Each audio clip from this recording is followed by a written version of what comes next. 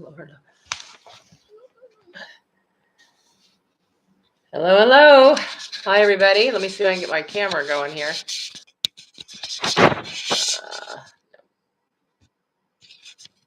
Okay, all right. I think I've got it. It's balanced vicariously. I am coming to you from Washington, D.C. I'm at a friend's house, so I'm not in my normal location. So trying to set up, the setup is always interesting, and my laptop's acting like it wants to fall over. But at any rate, hi, everybody. Pull all the things out from the back. All right. Welcome to my Ask Me Anything. I do this once a month, really as a way of trying to provide time to others. One of the things I believe in is trying to share the things I've learned, my perspective, experience, mistakes, right, challenges, whatever, with others, so that everyone who has aspirations or goals or things they want to achieve and do will have skills, will have some experience, will at least get some advice on how to do those things. So this is my way of trying to share at scale, because I find that questions that you may have, other people have too. So therefore, I record it, I put it up on YouTube, and make it available to everyone. So welcome. Now, the way this works is I got some questions in advance from people who registered early, and I'll go through those questions. But I'm also available via the chat. Just type in any question that you might have, and I'm happy to respond to that so we can make this live. Now, first question is, can you hear me okay? I want to make sure I've got my chat things working. Okay, now I lost the chat completely. Not sure what I just did here. All right. Well, I see people joining. One thing I've just done is somehow I've lost my chat function. I clicked on a link to see participants and it went away. Give me 1 second here. Let me see if I can figure out how to show stream webcam manage. This is what happens when I click things. Okay, well, I tell you what, it looks like for some reason the chat function went away on my YouTube live. Hopefully you guys can hear me. Now I don't have a way of getting feedback from you, but I will go through the questions that I got in advance and we'll just go from there. Okay, so first one. I've always been enamored by people who manage to find mentors. Do you advise actively seeking one or allowing it to happen organically? All right, first of all, I talk a lot about mentors in my book, Unapologetically Ambitious, Take Risks, Break Barriers, and Create Success on Your Own Terms. So if you want broader perspectives, please just reference the book. But in general, my belief on mentors is mentors exist everywhere, absolutely everywhere. And they don't have to be formal relationships. I learned early, fortunately, in my career, I think I was like 3-4 years into my career, that people consider themselves to be a mentor, and I didn't realize they thought they were a mentor. So this whole mentor-mentee thing does not have to be formal, all right? It doesn't have to be, I am the mentee, you are the mentor. The best way I've found to actually get mentors is start treating people like mentors. And you say, well, Shellye, how do I do that? Well, here's the thing. A mentor doesn't have to be somebody that's like CEO of a company, right? Or vice president of such and such. A mentor is anyone that you can learn from. And guess what I believe? I believe you can learn something from almost anybody. So if you come across people that you are working with, engaged with, or maybe clients or even customers or suppliers or part of the social clubs that you're in or even work at the gym, it doesn't matter. But if there are people that you admire and think, right, they seem like a good person, they've got a lot of things going on, they can be a mentor. All right. A mentor does not have to be an ongoing forever relationship. It can be a point in time or period in time relationship. So how do you treat people like mentors? Well, you first start by just asking them really simple questions where they don't have to invest much into the answer. I call this adopting mentors. So if you're, I don't know, let's say you're an engineer, right? And you admire either a senior engineer, maybe a manager of a different group or director or somebody, et cetera, right? Well, then just ask them a simple question that might have to do with your background that they would have a simple way of asking. And it might be, you've developed a lot of teams and a lot of products. I'm in the process of trying to build a team for my product. What do you think are some of the key characteristics I should look for? All right. Now, if they're a manager or a leader, they've been building teams for a while. It won't be hard for them to answer your question. What you don't want to do is to say, "Hi, I'm Shellye. Can you give me advice on my career?"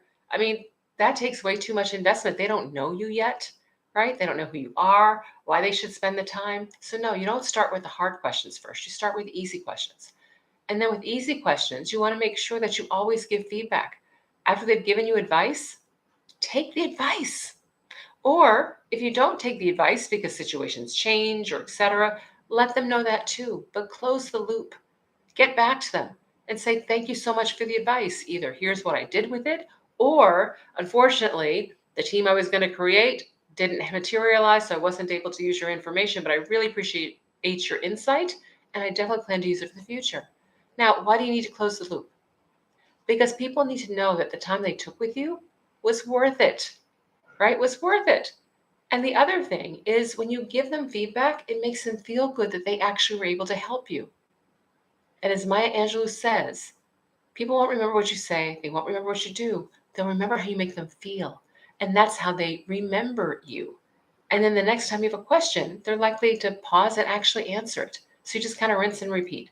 But there's lots more information in the book around how to actually adopt mentors. So I believe that you should seek out mentors. Don't just sit there with your fingers crossed saying, "I hope somebody wants to be my mentor," and just taps me. People who want to mentor actually are usually pretty busy. They've got a lot going on. And hope is not a strategy. I'm a big believer in being strategically intentional. And you'll hear that in the book too. But at any rate, so yes, go after mentors. They don't have to have lofty high titles. They don't have to be, right, the highest levels. Early stage, just people that you can learn from. And as you learn from them and you do better, you'll get exposed to more people and you just keep adopting. That's what I did throughout my entire career. Next question. How do you ask for a salary increase if your boss advises you they have a strict policy for it? All right, well, just because they have a policy doesn't mean you can't make your wishes known. So I'm a big believer in making sure that people know what you want and what you need. So if you feel that you deserve a raise, then you should make sure that your boss knows that, right? Now, in the right way. You don't walk up and say, "Hey, I don't care what the policy is, I need a raise," right? That's not going to work. But what you can say is, "I know we have a policy for increases, but I want to make sure you understand why I believe that I deserve an increase." And then you share. And here's the key, do the research. It's pretty easy to find these days what different jobs and roles are worth, what other companies are paying. You know how you're performing, right? And if you're going to ask for a raise, make sure before you ask for the raise, you actually ask and validate that the job you're doing is a superior job. Because trust me, if you're just doing an average job or below average job, they're not going to give you a raise. All right? You need to be doing a superior job. So you want to make sure you get that validated first. And once that's validated, then just share why you believe you deserve a raise, right? What you would expect, and then try to make it easy for them to want to give it to you, right? So if you just walk in and say, "I believe I deserve a 10% increase," okay. But if you walk in instead and say, "Listen, I've been doing this job for X period of time. You have told me consistently that I'm delivering or exceeding expectations. Um, Based upon what I see in the marketplace for what roles at my level are actually paying and compensating, and based upon my performance, I believe I actually deserve a raise. And frankly, at this stage, I need it. So how can we work together?" Right? I mean, so what you want to do is don't go in and make a demand, right? Go in there and let them know what, why, the fact that you know what the data points are, right? And then it's an offer, right? How do we work together? How do I actually achieve this? What do I need to do, right? And to demonstrate. That's the best way to ask for raises. Oh, and by the way, don't just wait till the end of your review cycles to ask for a raise. All right? If you believe you deserve one, start asking for it now. It may not happen until that time frame, but at least you've had a chance to build up and build the story. At the cycle time, everybody's asking, and so therefore you're just lost in the noise. Okay, next. How do you know when it's time for a career promotion? Great question.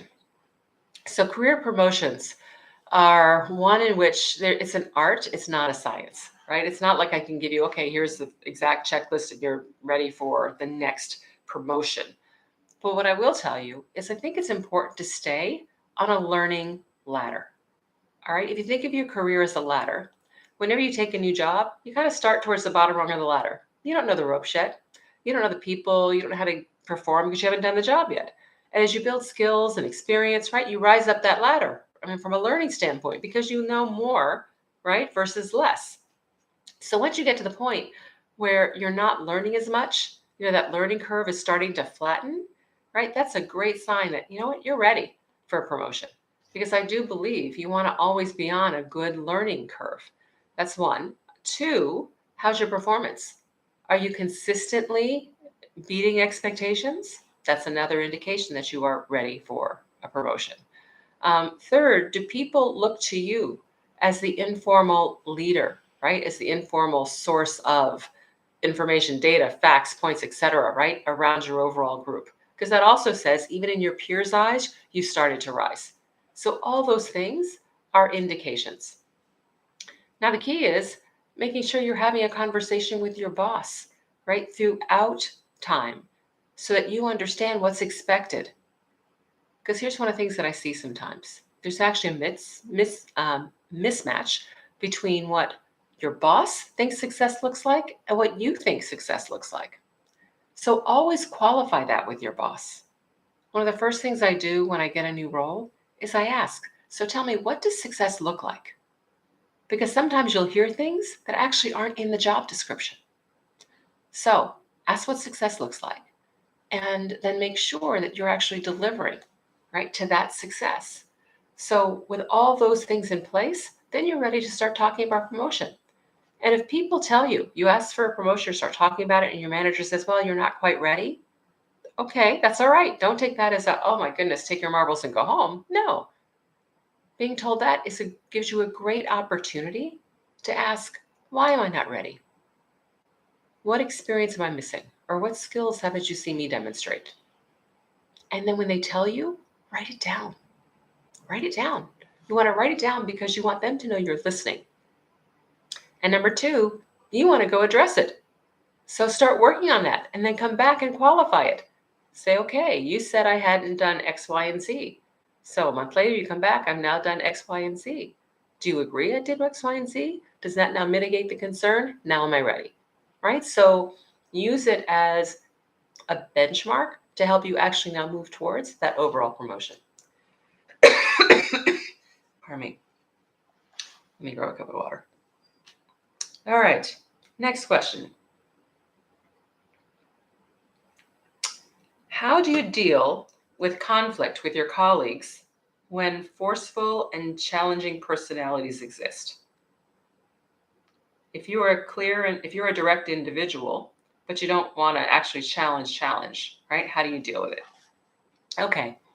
It's a good question because let me tell you, one of the things that I found is you are always going to encounter challenging people. The world is made up of all types, and some types of personalities we work better with than others. It's just a fact. So learning how to deal with different people, different personality types, and different challenges early in your career will help you later in your career. So here's what I've learned. One of the things that I experienced once is I had a colleague who didn't represent me well when I wasn't in the room, right? Tended to make bad comments, put me in a bad light, what have you.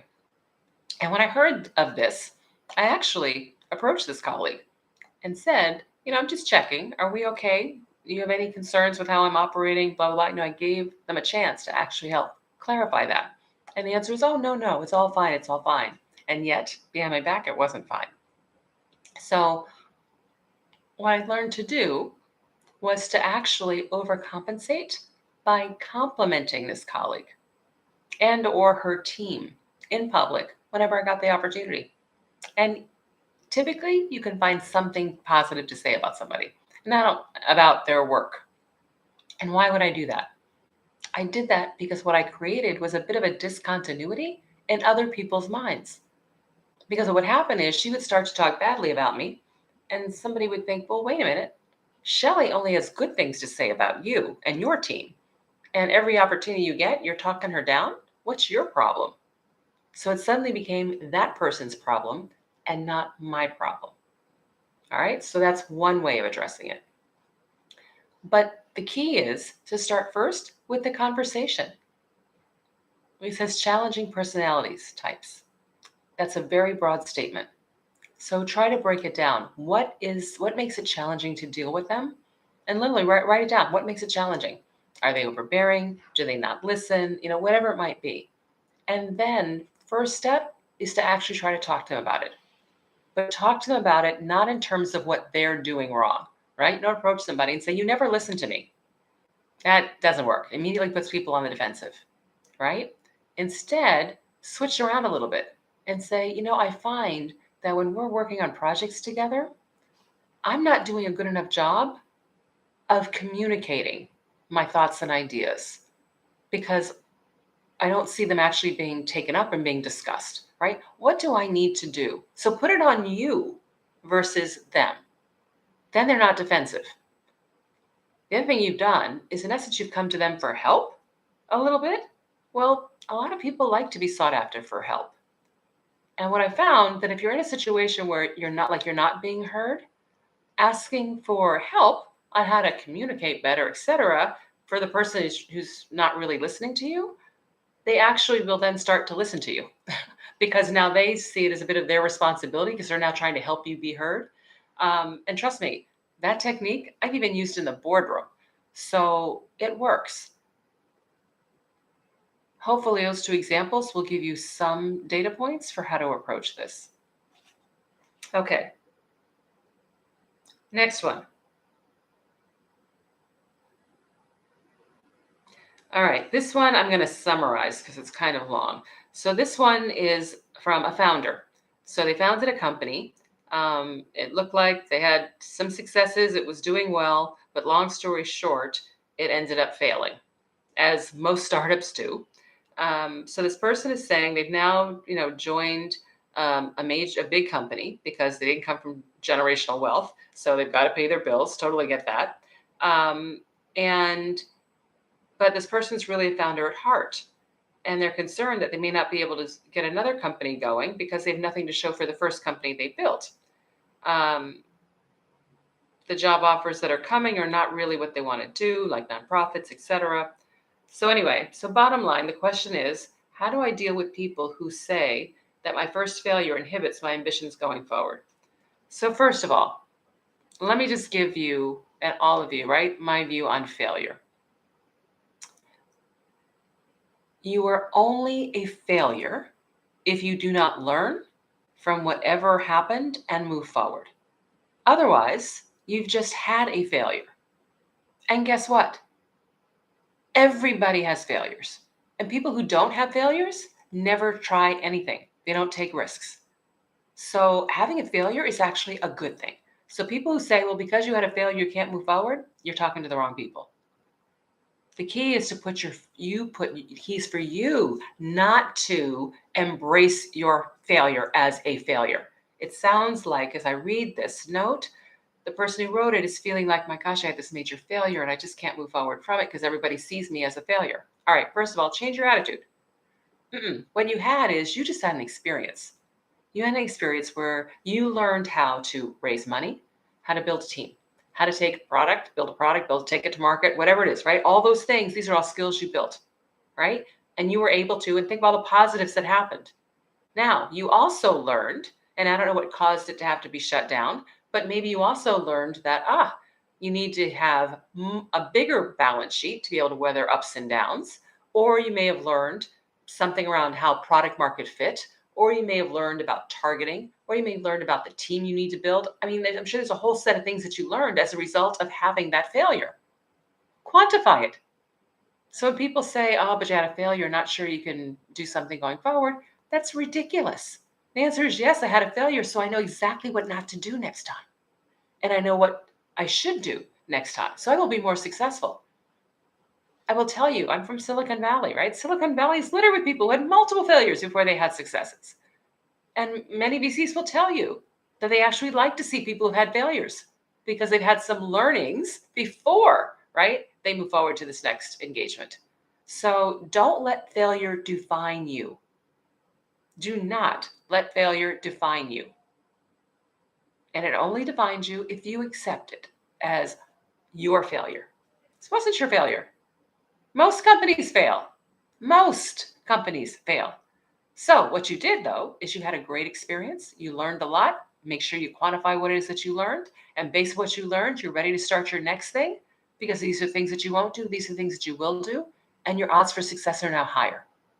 That's the way to frame it. But you actually have to articulate it and say it. Don't let people create your career narrative. You own your career narrative. And that's true for everybody. They weren't there. They weren't walking in your shoes. They don't know what you learned. They don't know what you experienced. So don't let them define you. You define you.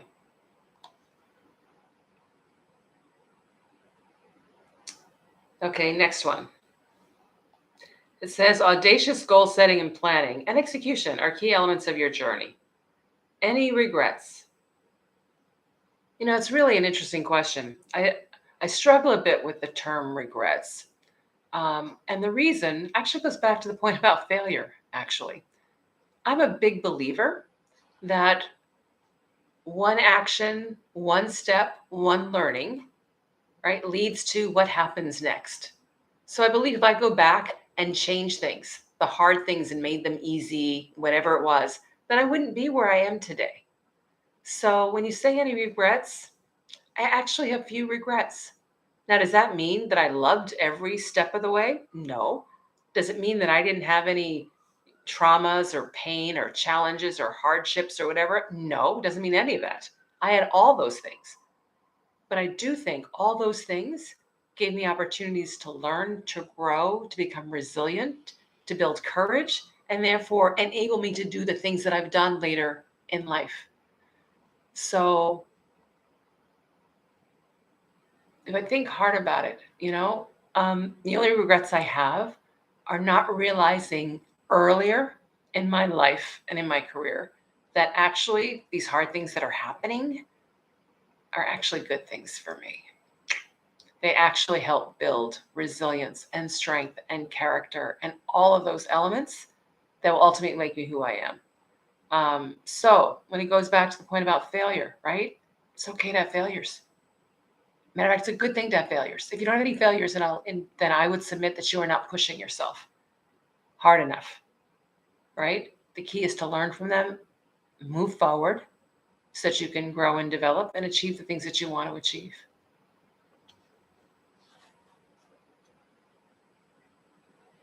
Next one. Thank you so much for sharing your career path, your life journey, and your inspiring advice in your book, Unapologetically Ambitious. It was such an incredible book. Thank you. I'm wondering if you can share your thoughts on how best to plan for multiple career aspirations. In my own vision for my career, I don't see myself as just one position. I'd love to prepare myself for a career that spans multiple sectors, maybe academia, entrepreneurship, policy, and at different time points and decades in my career. Is it possible to make a plan for a multifaceted career, or would you recommend focusing on one career trajectory at a time? Really good question. So, first of all, of course you can do multiple things throughout your career. So that's absolutely fine. I do think it's worthwhile to think through what you think those things might be, and therefore how you can set yourself up for better success and improve your odds to actually make those things happen. I don't suggest doing a whole bunch of different things all at the same time, because then it's really hard to excel in any particular one of them. So let me use my own life as an example. So I'd said, as you guys know, I set the goal to become a CEO in a tech industry, and that's what I wanted to do. But along the way, I learned that there was something called a board of directors, right? People serve on boards. I thought, I'd like to do that too. Now, I wasn't pursuing the board role right at the same time as pursuing the CEO role, but I was thinking about it. And in thinking about it, when I looked at plans and skills and things that I needed to compete for a board role, I wanted to build them in as I was building up my overall career, my CEO, right, goal and objective. So when I think about you talking about academia and policy and entrepreneurship, I think it's fine to think about, how might that take shape? And what might the building blocks be? For instance, academia, entrepreneurship, and policy. Okay, so you could decide that maybe you'll start with entrepreneurship, academia. So maybe you might do entrepreneurship in the ed tech space because that's related to academia, or you might do it in something that involves policy. So that way you're building up policy skills while you're doing your entrepreneurship, right? Or if you wanted to start in academia first and then go into entrepreneurship, fine. You might start in academia, but then be the volunteer faculty member for the startup, right, organization. So I think it's fine to have that plan of what you want to do so that as you take each role, you can do things that might set you up for the next role even better. Versus if you just look at them isolated, okay, you want to go into academia, then you'd spend a decade in academia, but never really done anything to set yourself up for policy, right? Or for entrepreneurship. So plan for the long term, but focus, right, on each individual role as you try to optimize for what it is that you want to do. So I hope that helps. I'm joining a new firm in 2 weeks' time after working in the same company since I graduated almost 10 years ago. It's a huge pivot in my career as I will be joining a new industry. Any advice on how I can adapt to the new culture, assimilate well, and be a good performer? I've been told in advance that the work is fast-paced and constantly evolving. Okay, great question. A lot of people change companies, change careers, right, etc. When you move into a new company, seek out other people who are also relatively new, folks who joined in the last year, and ask them, what really helped you get assimilated, right? What were the key learnings you had from a culture standpoint? What would you recommend to me in terms of trying to meet people and get established?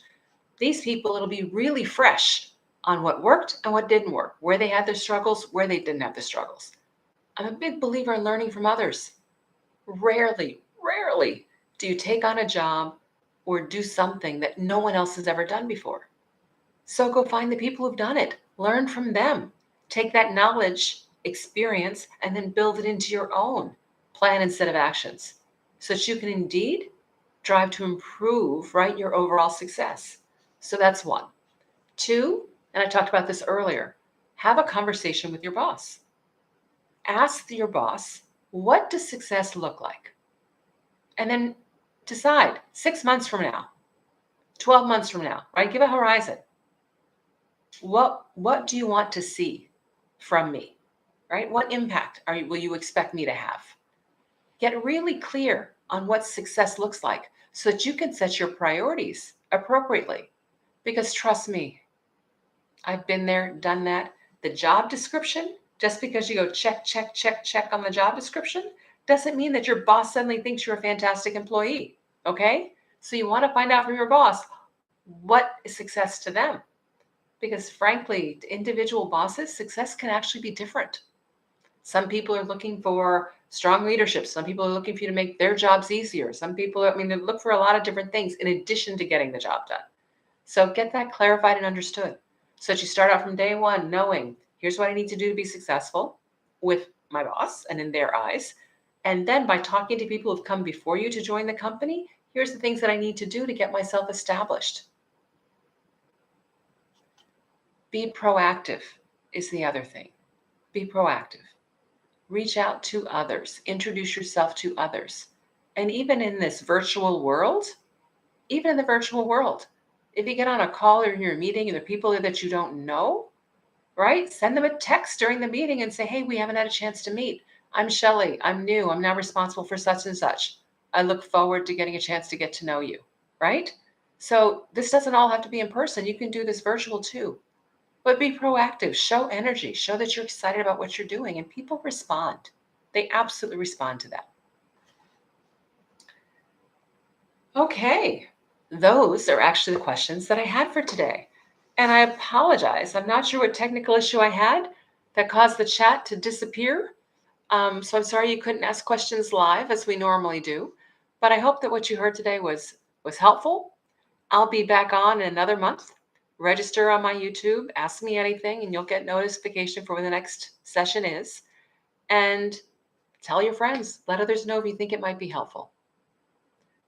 Thanks very much, everybody. I appreciate your joining, and I'll see you next time. Bye.